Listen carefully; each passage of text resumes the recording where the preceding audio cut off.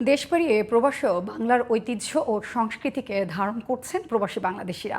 বাংলা বর্ষবরণ ১৪৩২ উপলক্ষে ইতালির রোমে স্থানীয় খোলা মাঠে অনুষ্ঠিত হয় বৈশাখী উৎসব। ভূস্খলনা সমাজ কল্যাণ সমিতির আয়োজিত ২৭ বছর ধরে আয়োজিত হয়ে আসছে এই মেলা।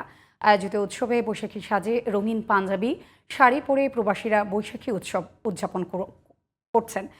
তুজকলনা সমাজ কল্যাণ সভাপতি জাহিদ হাসান খোকনের সভাপতিত্বে ও সাধারণ সম্পাদক কাজী রিপনের পরিচালনায় অনুষ্ঠানে বক্তব্য রাখেন সংগঠনের প্রধান উপদেষ্টা হাসান ইকবাল, খন্দকার নাসির উদ্দিন, সিনিয়র সহসভাপতি মোহাম্মদ শাহিন এবং অন্যান্যরা।